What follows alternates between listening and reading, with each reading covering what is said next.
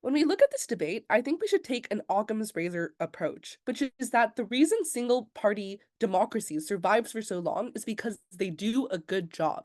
First, I want to deal with why one party states are fairly accountable. The first thing I kind of want to note is that multi party states are remarkably more unaccountable than single party states, because it's not true that other political parties do things like criticize or check back on a day to day basis or do so accurately and in good faith. The first thing is that, like, most other political parties increase their amount of criticisms at the time of elections, which means that even if the existing party isn't doing mistakes, the other party has incentives to poke out holes where they do not exist and make people feel like they can do a better job by evoking feelings of panic. Which means that what happens is that parties get lambasted for some mistakes before they get a chance to fix them, and then they get voted out and replaced by another party that doesn't have to deal with this problem until being elected, until the next election cycle. So you can poke problems, but the effectiveness of you poking problems goes away if the people in power are not allowed to fix those problems, which is what often happens on these sorts of wedge issues. But the second is the revolving door of politics, which is that if a party temporarily goes out of power, the next party, like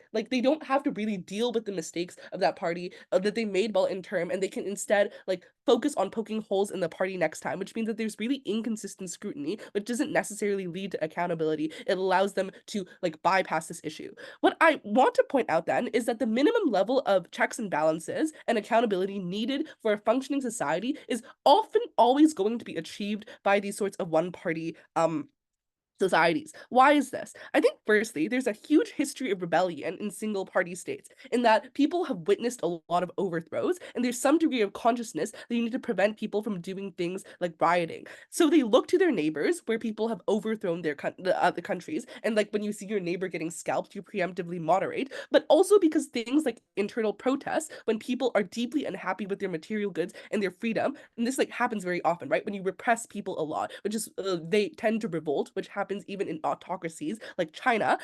These are very like expensive to shut down and very like annoying for you to deal with. So you try to shut them down or try to rule by co-option rather than coercion earlier on, because it is the path of least resistance. So you do things like conceding to thrive. When people criticize you through freedom of press, or when they talk about you on the internet, you are likely to listen so they don't get really mad at you later on, but also do things like hire analysts to gauge public support and develop an aggregate of what people want. We think this is also better than multi-parties, because you in these big aggregates you have to cater to everyone rather than to the specific people that you have like in your sort of party niche. But also these big states are afraid of public checkbacks. They're afraid that other countries will impose sanctions if they are like too bad on human rights or material goods or these sorts of things, which is why like increasingly other countries have been willing to do things like cut off pork to China or like sanction Russia for their abuses. So most of the preferences, especially those that are majoritarian, are accounted for, which means that the weighing in this case is given a baseline level of accountability. Does the marginal increase in inputting preferences matter more than valuable things like increased efficiency? The thing I want to note here, which Liz flags pretty smartly, is that there's always going to be a diversity of opinions in society. So it's not really important that everyone gets to max out what they want on culture or to necessarily talk about these sorts of things, because you're never going to reach any sort of agreement on these sorts of issues. And this takes up valuable political time, especially when discourse comes at the cost of greater division. Are these parties necessarily good? The first thing I want to talk about is efficiency. Um, Opening government is insufficient here to preempt gridlock for the very reasons they give. In two-party systems, this is a lot more gridlocked and a lot more inefficient than any other system. Because there are two parties, this means that they have probably formed around diametrically different ideologies, which is why there's a left versus right divide in most liberal democracies, but also that parties, even if they don't have that big differences, want to do things like differentiate from other parties, so they emphasize these differences to make it seem like they are artificially better. The third is that it's really easy for them to scapegoat the other side than it is to focus on pushing your own agenda forward. You want to paint them to be the villain and establish a them versus us narrative because this is the easiest way to make yourself look good than to actually have to do anything. But the fourth is that like coalition building is just quite unpopular or unproductive. In most liberal democracies that have these sorts of two-party systems, there have been very few instances of you ever building coalitions for the reasons you talk about above. But coalitions are also bad because when you're in that coalition, everyone is kind of fighting for to get what they want. So this is probably quite negative. Why does gridlock, why did we get rid of gridlock then? The first reason is like you just don't have people trying to vote down these sorts of policies. You don't have to pass a minimum vote to get your policy through. I think this is good in the majority of cases because most policies are quite good. Gridlock is a unique harm because it ensures that instead of something getting done that is probably good for people, nothing ends up getting done. So maybe policy A on culture is a little bit better than policy B on culture. The policy B was never that bad in the first place, and it's preferable for that policy to get passed than for like these parties to be engaged in some sort of dick measuring contest. But the second is on predictability. So even if policies aren't the very best, like other parties, when they go into power, don't do things like aggregate everyone's preferences better. They aggregate preferences for the select core of people that they agree with. So when the conservatives come into power over the liberals, they don't care about making everyone happy. They care about maintaining that conservative base, which means that they flip back on a lot of wedge issues, like things like abortion or marriage laws, or on doing long-term progress. I think predictability is really good because even if people are unsatisfied, predictability allows them to maintain some sort of like idea of how to structure their life. But the third thing is long-termism, where when you have a multi-party system, you're less likely to do long-term policies. You don't get credit for these long-term projects when you have a lot of other parties because the goods of these often materialize later and you're worried about the next election, so you never get them started. But also you cannot guarantee maintain support. So for things like big infrastructure projects, you don't start them because you're worried that you'll run out of funding or that people will vote it down. But when you're always in power, you can ensure consistent access to that source of capital. But the third is when you have to compete with other parties, you focus on things like flashy issues that can pile up on your side of the house. Things that are like not really important, like being tough on crime and skewing statistics and providing like false information on what problems exist in society to outcompete that other party, which means that instead of focusing on things that really help society and that people can consistently criticize you for, you focus on stupid sorts of niche things. We prefer efficiency, like the marginal increase of preference in like culture or something doesn't matter. Get people like more houses.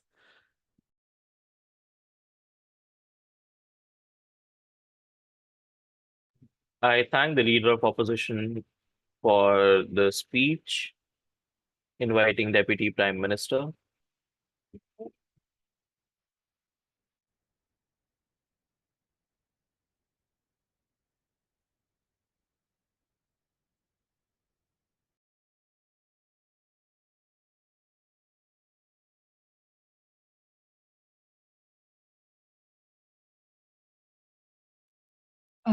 Okay, can you hear me? Yeah. Okay, awesome.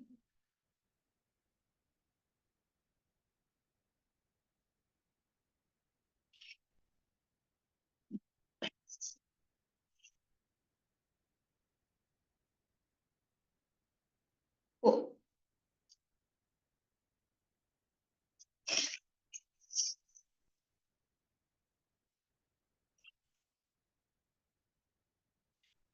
Start my speech. Yeah, I'll take realize in the chat ideally too.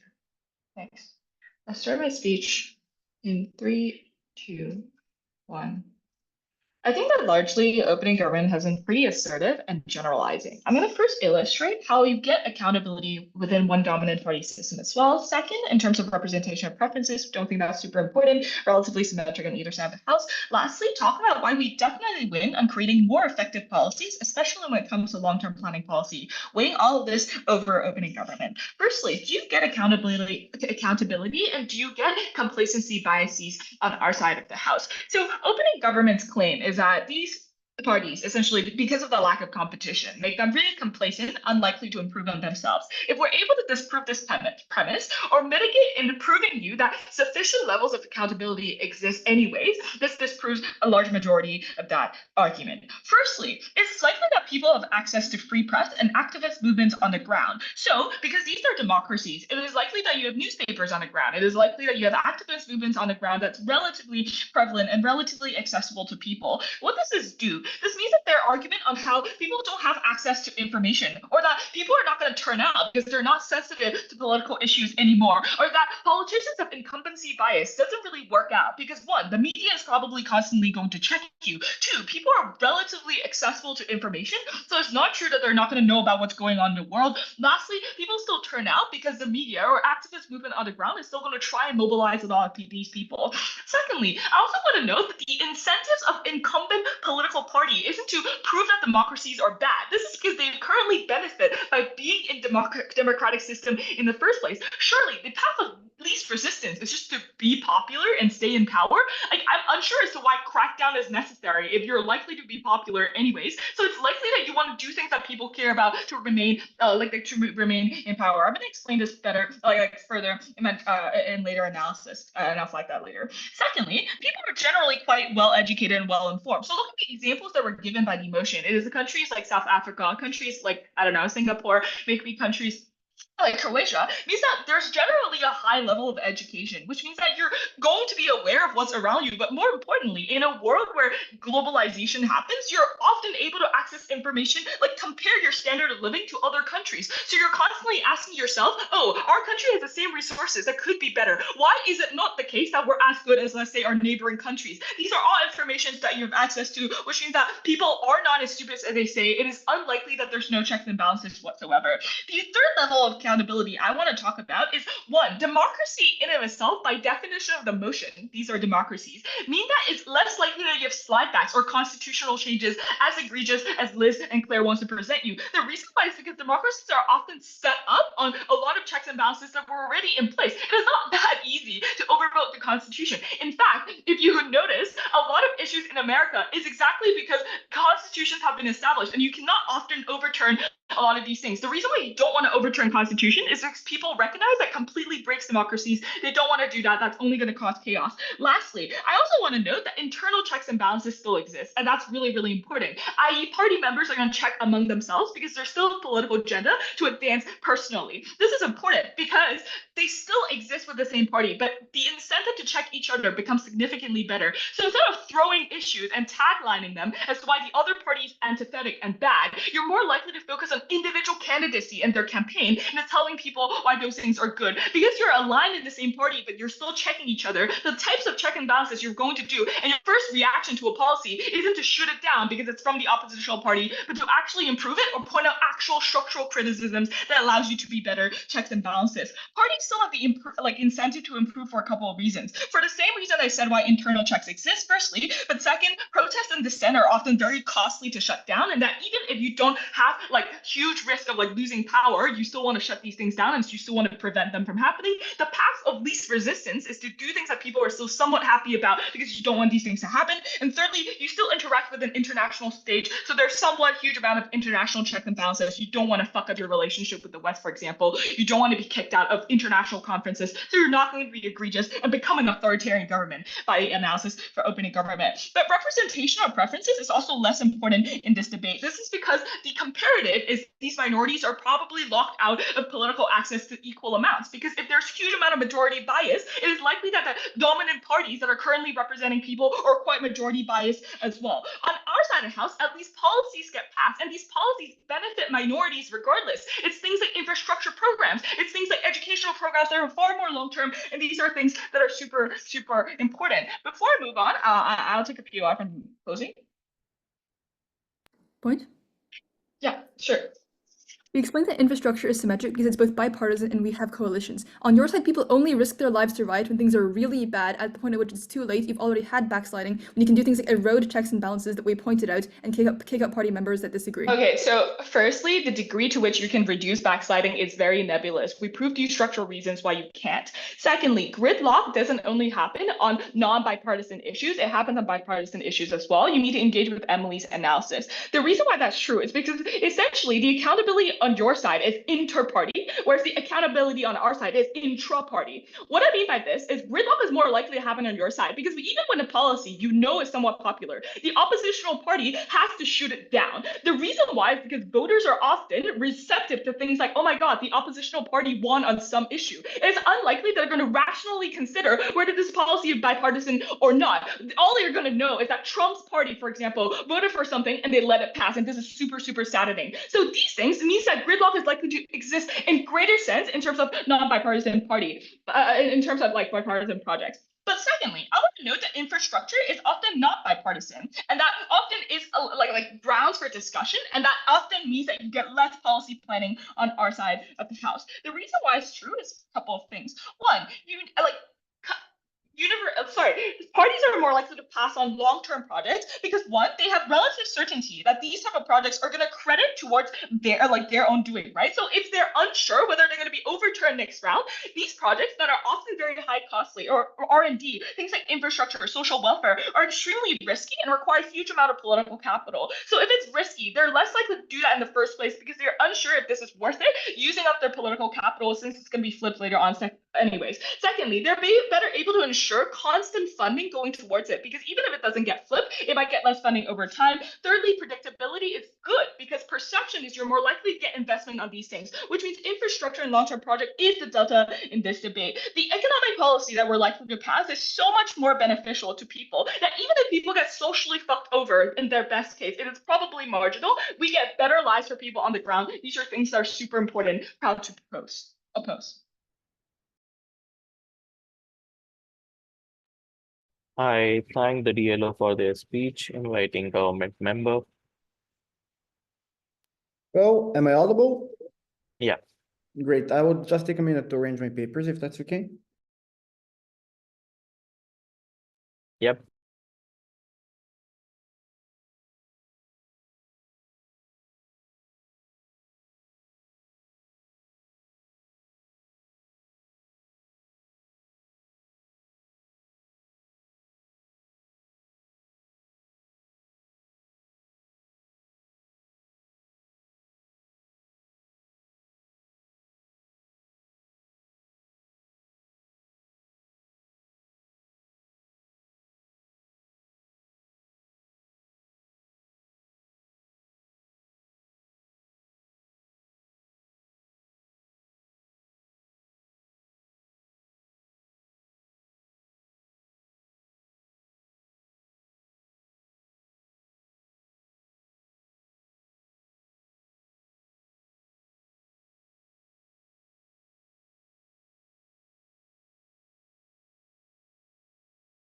Okay. Ready? Okay. 3, 2, 1. Pushback on OO firstly. They say these countries have a dominant political party because they aggregate the political will. We posit that an OG response to this by saying, no, it's because opposition is in a chokehold, they can't do anything. But notice the real reason is much more sinister and much more complex. The reason why they stay in power for so long is because, firstly, they have populist mechanisms that control the economically deprived areas of the country because they have the political and media capital to portray every action that the government takes as an action of their own, meaning the government didn't build this road, our party built this road, our party funneled this policy to you, and people care about this, people want this to happen, and people equate the value of the road that they now have with the value of the party itself. But also, the corruption that fuels their political achievements is uniquely on their side of the house. Why? Because they have the capital to dismantle opposition, because they have these high-scale projects, they take money on top of that, they overcharge it, they fix standards and stuff stuff like that, that allows them to fuel these campaigns, that allows them to fill their like positions in government and stuff like that. We posit that getting money from stealing high-scale projects is unique to their side of the house when you have entrenched political, how do you say, parties that hold power for so long. Notice, all is completely right. They will change political climate in the way in which the discourse wind kind of blows. They're always going to go, yes, pride if people want pride. They're going to go, yes, USA if they want USA. But notice, that's great. But the problem is, underneath all of that, behind the scenes, they're taking all of the political capital to steal away from the people. They're taking tax money and not putting it into the people's lives. This is a unique harm that is only accrued on side opposition. Notice, how does this corruption look like? Because corruption is entrenched in this system, especially on the level, in the local level. Notice, firstly, this looks like fixing public offerings to their cousins, to their friends, to their party associates, in order to ensure stability, in order to ensure that people are well kept in terms of how they have money, in terms of how they have influence, and stuff like that. But notice, people can't and won't engage with how this looks like, because first of all, these public offerings aren't available. It's not like you have a post-it card that says, come to our public offering, please offer it. It's much more, it's less transparent on the local level, because it's only directed to the people that can actually do that public offering. But also there is no checks and balance on that local level, because the opposition parties often can't go to all local places, because they have to focus on political capital. They have to focus on political questions much more. But also there is higher level of control of information from within, because firstly you appoint loyal servants to be your, how do you say, mayors in municipalities. You appoint your loyal people to do your bidding in these places and stuff like that. But also the leaders have a strong grip on power because they have personal connections with these individuals. This is incredibly crucial here, because it's incredibly hard for you to dismantle this structure that forms. But also thirdly, they allow certain actors to slip away unscathed, unpunished, because they can avoid them getting actually prosecuted, them getting actually harmed if they violate some regulations, stuff like that. But also they control the amount of investment going to each and every place in a country. This means that they funnel the money and the projects and investment that is going to come to you. Meaning that if you're going to be misbehaving, if you're going to be an opposition and a threat to this big monster of a political party, they are not going to funnel money into this place. They can do that because they can justify their actions to the people in the court, the people around the country, and stuff like that. But also, this corruption uniquely exists on a local level in their system, because there is an asymmetry of power on the local, but also because there is accumulation of political capital that allows them to focus on corruption more than on politics, because they have a standard voter base. These people vote traditionally for them. These people vote for 20 plus years. They don't want to educate more. They're lethargic because they see economic growth, but they don't see that they will never come to EU. They will never do anything. But also, it's easier to see policies not working than corruption taking place, because corruption, you cannot see the receipts. You cannot see the material that is used to build your road, but they can always scapegoat why the infrastructure project is failing. They can always say, oh, but the contractor was shit, or the investment, the bad weather, who gives a fuck? They can't scapegoat policies as much. This means that when you have corruption, it's harder to control it and stuff like that. Why is it easier to control corruption on our side of the house? And if you control corruption, you control the biggest amount of agency, because if people's tax money is not serving their view and not serving their agency and the needs that they have, then they don't have any agency, because not a single policy that can actually be adopted is more influential to you than economic status and how you live your life and what your quality of life is. Meaning, why is it easier to control corruption on the local level on our side of the house? Firstly, political parties have higher presence on the locale, because there is multiple political parties, much more than on their side of the house. These political parties have an incentive to have their stronghold on some local levels, and they have an incentive to kind of have pressure over that, to not allow the big player to steal their, how do you say, voter base. But also, there are internal checks and balances from within the government, because the governments most often form in these scenarios as coalitions, meaning that your coalitions are going to probably have more checks and balance than the alternative. The reason why is because if a single member of your coalition is corrupt, you're going to want to check them out. You not want to paint the whole coalition as corrupt because of one bad apple. This is a crucial mechanism here. Before I go on, Amelia.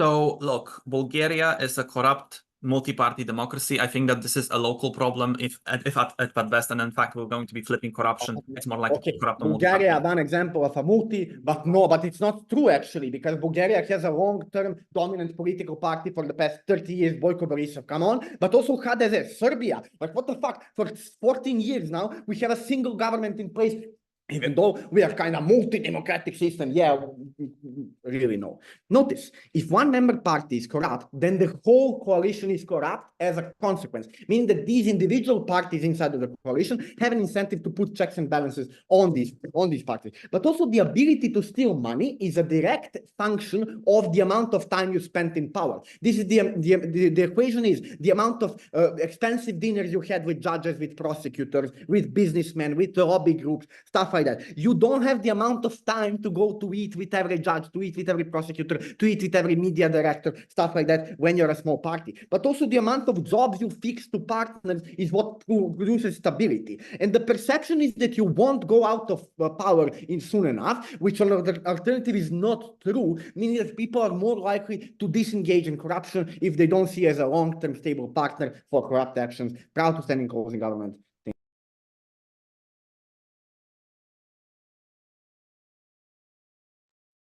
I thank the member of government for their speech, inviting member of opposition. Hello, am I clearly audible? Yep. Okay.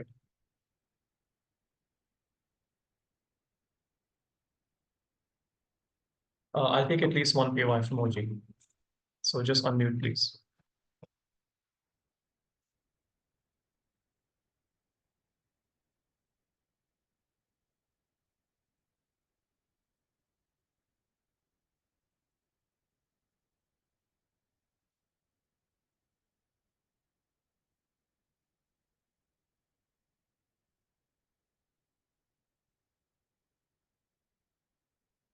This is not a debate about China versus a multi-party democracy. It is a one-party democracy. And I think that's why government bench is kind of missing the point of the debate. Why is opening opposition out of this debate? They've proven three endpoints to you. First, you pass more policies. Those could be bad policies, especially corrupt ones. They could be ones that don't grow the economy. They could be policies that aren't effective. And as a result, more gridlock and disagreement isn't even something they prove to be a bipartisan bad thing. I don't know why we care about that. Second, they say you have long-term projects. And you could have a long-term project to destabilize the democratic system. The only responses they have to this are there are journalists, which OG preempts, and the other response is there are internal party politics, which proves to me that you will be the best possible ANC member, not that you won't stop every other party from becoming a member of parliament at all. The third final conclusion that they come to is like, hey, there will be a lot better assessment of people because you have long times to like assess what parties are doing. This also doesn't respond to the fact that you can't assess things that are counterfactual. So they don't really have any impact here. What is it that GovBench fails to do? Well, first, I'm going to explain why the democratic backsliding claim is extreme and insane. It's just not going to happen. It's not something that is realistic in this debate in democracies, and why the corruption claim is also unlikely. Second, I'm going to tell you what the real opposition claim is. What one-party systems do is incentivize a system of policies that create slow and stable economic growth because they want money. It's that simple. Most parties want money because it's the most useful thing they can do to prevent any like future competitor from overseating them. And also for all the most corrupt parties as well, the people who lobby them and pay them money often want economic growth and stability because it's such a wide set of people. The first thing I want to do is take out the democratic backsliding claim. The first response to this is that the way that countries are created, according to opening opposition, is with constitutions with checks and balances. Why are those checks and balances there? The structural reason is because you create a country often from independence movements that come from lots of people coming together from different places, which looks like different ethnicities and identities, and different people who all have guns, which means that if you want to build that nation, you need to create a constitution that everyone agrees to, which creates heavy checks and balances on things like corruption, things like democratic backsliding, and it's why people create democracies in the first place. And if it's not about different groups disagreeing, it's things like France, where people are afraid of the tyranny of a dictator and hence created a democracy and hence put checks and balances on the efficiency of their actions. The importance of this is the second thing, which is that these countries do have opposition parties. And I think what government doesn't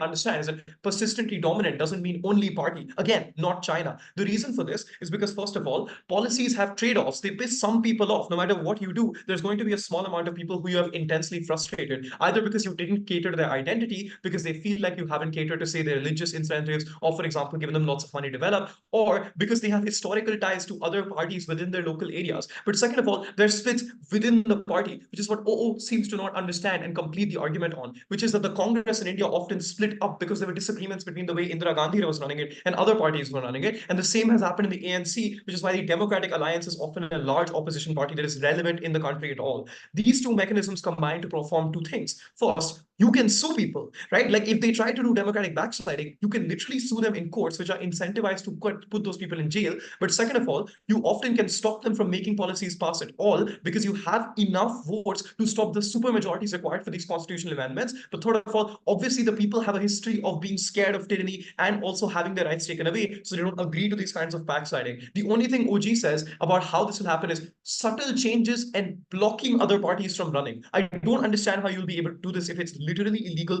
and highly public when someone does it. But second of all, I don't know what these nuances are. The final claim is like corruption. You have internal incentives to stop corruption because you don't want other people in your party gaining money. And this is where the extension becomes obvious. The first reason is that note that if you're in a multiple party state, you are constantly trying to win elections. And this is bad because it does exactly what CG tells you. You have to earn money right now. Why is this the case? The first thing is you have to give freebies to people, because the most easy way to win an election in a multi-party system is to make sure that people have quick rations, food systems, subsidies that make them care about the party during election time, because often they don't have the time to understand complex policies and which ones are effective in the first place, which means you need lots and lots of money to win those elections, for which you need people to donate to you, for which you need corruption. You need to funnel funds from the budget. You need to funnel money from people who are lobbying you. On the alternative, often you don't have this incentive. The first reason is that in order to maintain support in the future, you cannot just throw freebies at people. You need stability that continues to earn you that money into the future, because if you keep making debts happen and you throw the economy into a cycle where people aren't employed or you don't have growth in the long term, you lose that money come next two election terms, and as a result you will be at a huge disadvantage to small parties who get funding from lobbyists otherwise. So you cannot throw your money away right now or take debts, because you have to then pay them back yourself, because you're probably going to win the next few elections as well. The second reason is that you need to create stability and growth, because you need investments from MNCs and large companies, because that's how your lobbyists work. You have a wide range of people giving you money, and as a result you can't cater to one specific interest group. There's so many across the country, and sometimes you have differing incentives, like different industries and different things. Some people want more regulation so they can block out their competitors. Some people want less regulation so they can set up businesses more easily. As a result, the most simple thing for you to do is give them a broad-based growth program. Otherwise you don't get the money you need to continue pushing for your aims. But third of all, you also need efficient growth, because people hate incumbents a lot and are constantly calling them out for the failures they do economically, not necessarily politically, but economically within businesses, which looks like the investments that you have becoming lower because the bond prices rise and people don't want to invest in your government as a whole, because the area yourself has not grown eventually. And so businesses believe that it might be more worth it to invest in other parties and give them the platform to run against you and slowly criticize you. All of this gives you an incentive to, in the long term, increase growth. OG. If inter-party conflict is your largest priority, then corruption increases because you have incentives to avoid infighting by paying them off. The best way to ensure money is being used for the people is to have accountability, see the rampant corruption in the ANC in South Africa, not slow growth programs.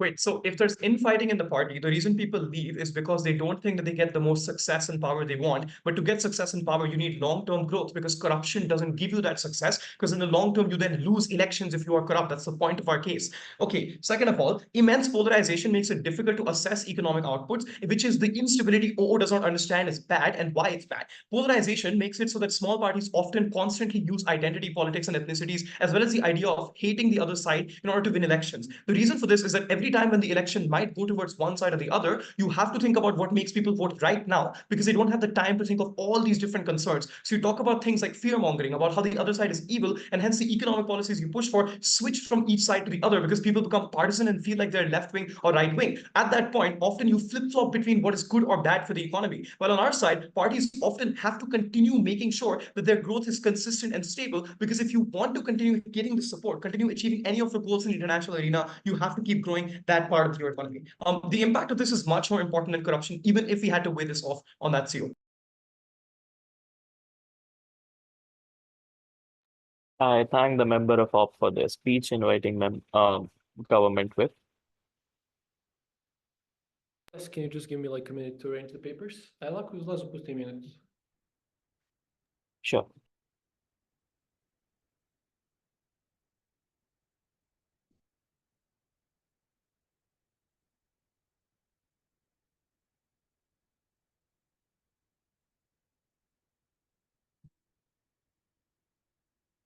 Gosto de último.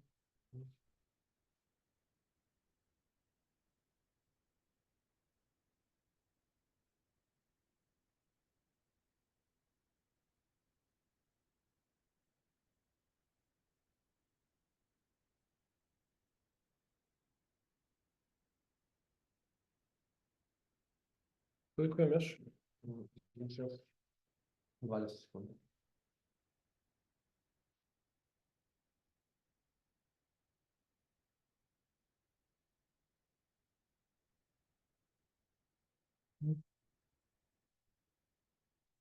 I'll be starting speech 3, 2, 1. I think top half debates two very interesting countries, Debateland and Republic of Debate. Please, panel, just look at the example of these in this info slide. Japan, Israel, Netherlands, Croatia, all these countries are working. All of these countries still pass policies, are not in constant gridlock, have massive investments coming from all over the world, have huge factories, big, long infrastructure projects. All of these things are true. Just because they invent some structural reason that the party has some more incentive to do this than that, this is most likely for the nichest of the niche policy. Okay, maybe we don't pass one cultural policy a year because it is too gridlocky for the left and the right.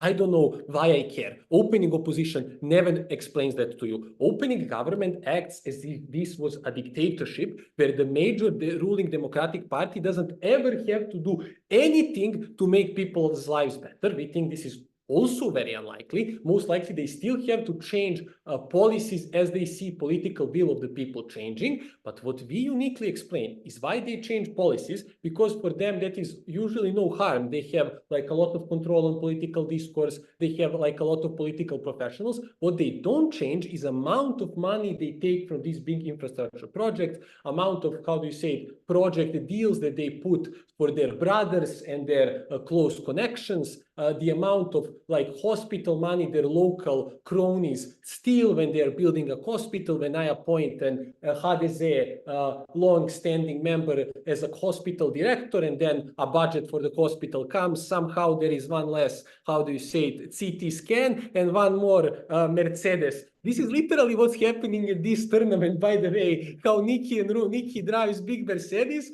You look at the judging pool of this tournament and you're like, this is suspicious. You know, this is literally what, and Nikki is still in power. Okay, so what is there one big pushback that generally comes? Oh, but the battle within the party will control corruption. Notice that the battle within the party controls the political side of the aisle. Because one guy comes and says, well, I believe people in our country now really care about getting into the European Union, we can remain in power. And then the other guy is like, I don't like the European Union, but I still want to remain in power, because if I drop out of power, I will be like investigated for all the crimes, which is literally what happened in Bulgaria. And that is why I have to concede to this policy, because I have stolen so much money that I do not want this to go away. Notice that this is the only thing that is the same for all of these big party leaders. All of them want money. Even if they have some different policy ideas or whatever, the fact that this is a big conglomerate that is completely politically diluted means that the only person who enters politics is the person that wants to get as much money for as long time as possible and see politics as a lucrative career, which will allow him through corruption to have a luscious life, a safe future for his children, all this, meaning that this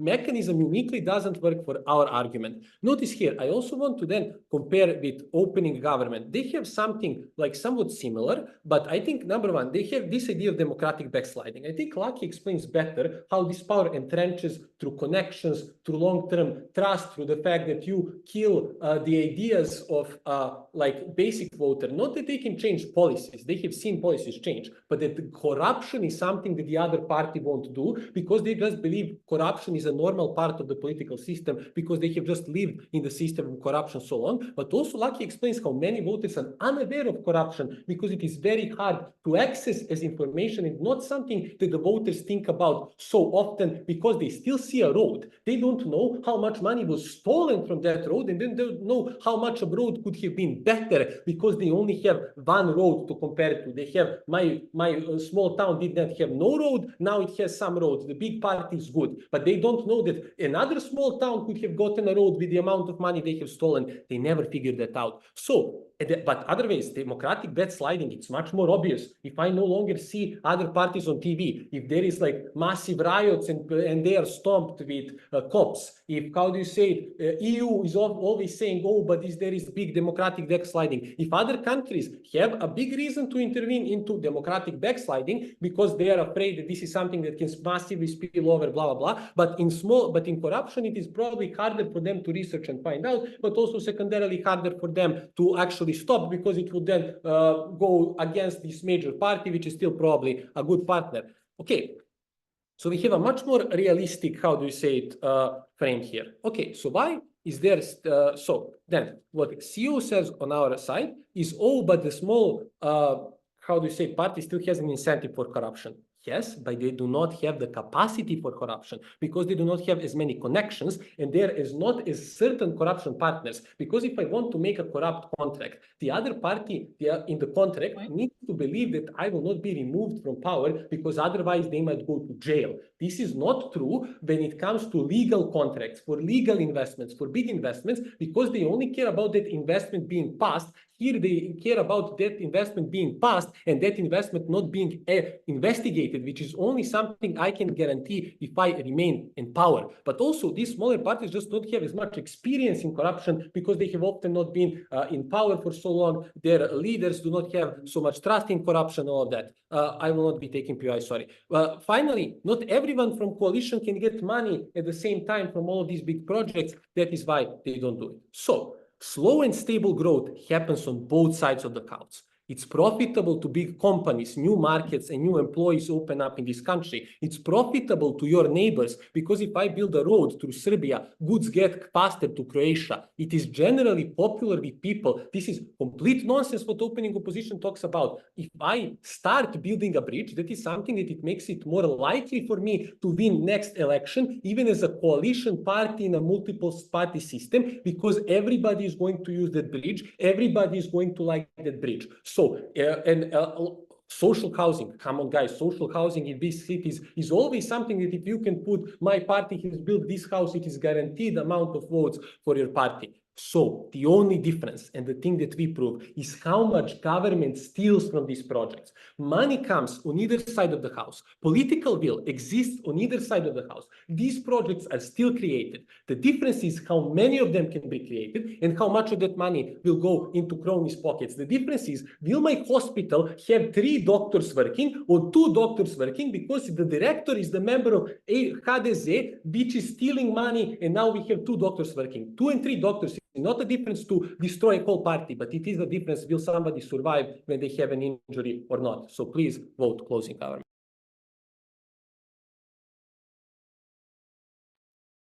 I thank the government whip for their speech inviting opposition whip.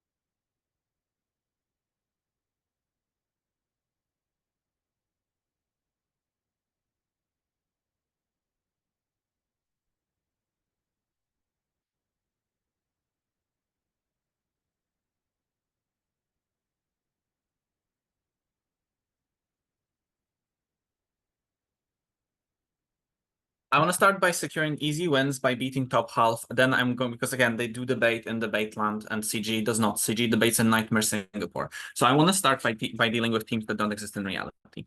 Opening government.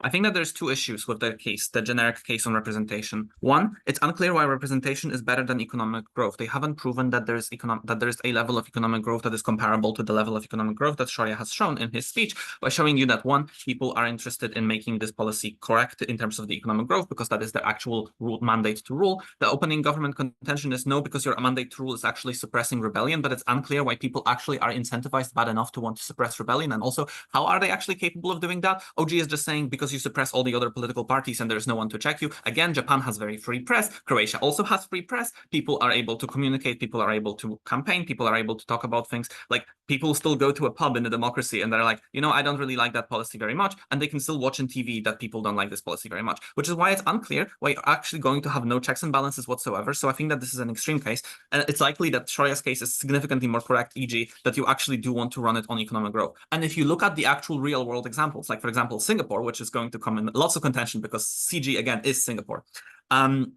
You have a lot of economic growth because that is your mandate to rule, because people would vote you out, because people would force you out. If you were, even if you do the best suppression, if you aren't able to secure people's bread, like, people are going to demand their political rights. This is what is happening in China right now, despite the fact that China has a hugely powerful authoritarian system that prevents all of your communication from the external world and shuts you off from the internet through the Great Firewall. At the point where China is unable to suppress that kind of resistance when they are failing off economically, I'm unclear why Japan would be able to, considering the fact that they don't have an oppression system nearly as powerful as China. Two, corruption is significantly less important than the actual ability of people to eat bread. Why is that the case? Because one, money is a universal prerequisite to having a good life. Two, money is something that is allowing you to access your true preferences a lot more than your preferences in terms of politics. Maybe you care about who is in office, but you care a lot more whether you can go on holidays or not, because this is your life and not some kind of nebulous authority of, you know, the government that lives far away from you in, I don't know, a capital that you have never visited. Like, you probably don't care about this compared to how much money you have on the table. And realistically speaking, you have a lot more money because of Sharia's extension.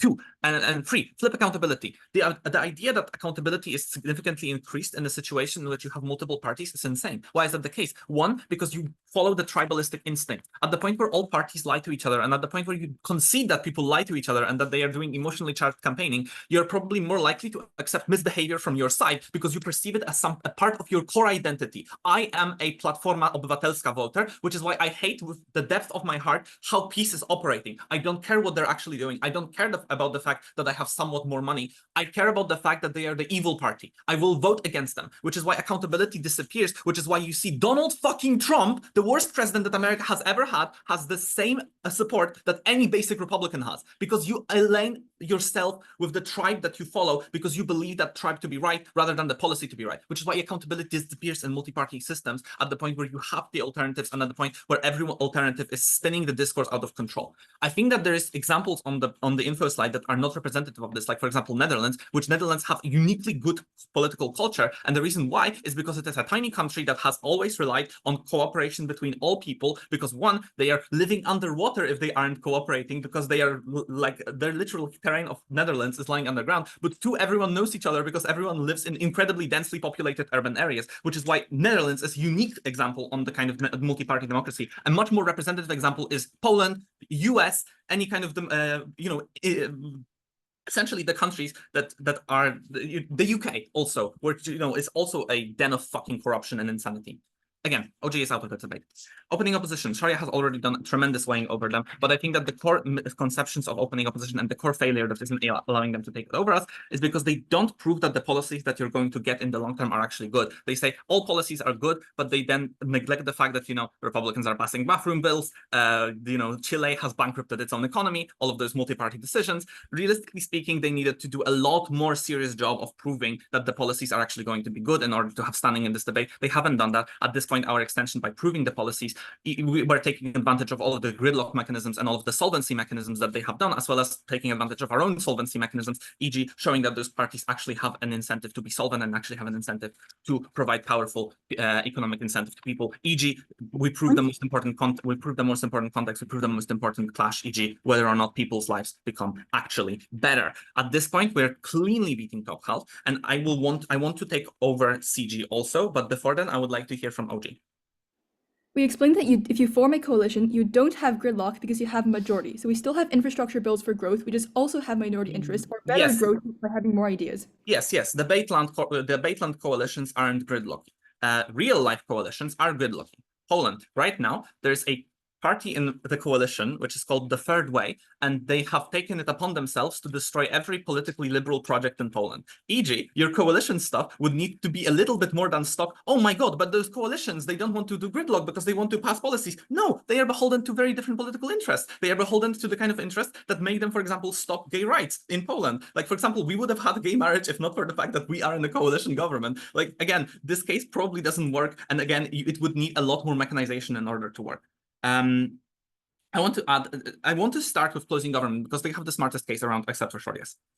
Gov has spiraling debt on the comparative. Why is that the case? Because everyone is short-termist. Everyone is trying to do something to fix the election right now. For example, PiS is giving 500 złotych to people in order to win the election. That is the only reason why they did that. This is not sound policy. This has skyrocketed inflation. It means that essentially government is buried under crippled debt that we will never be able to pay off. That reduces the capacity of the state to do anything in the long term, as well as reduces the prospects of the country long term. On opposition, we have a lot more business and growth because people are stable, because people know that we can invest in this country, because we know that the policy is going to be sound. This is basically the Singapore contention. They are the most stable democracy around in the region, but also the most profitable in terms of the way that people actually live compared to, for example, the way that people in Vietnam live. We have all been to Vietnam and we've seen the kind of degeneracy that goes on there, like people begging on the streets. This doesn't happen in Singapore because Singapore has a okay, Vietnam is a bad example. Vietnam is just poor because it's communist. I think the better example is Malaysia, which actually has a multi-party system and is also dirt poor, but we also haven't all been to Malaysia, so I guess. But anyway, point is, Malaysia is a dirt poor country, Singapore is not. Workers can negotiate for better wages. They can pick between many businesses. Small businesses, because the businesses come in, they actually have choices, which means that, again, their prospects in terms of getting wages, in terms of getting incentives, in terms of getting a better job, increase significantly.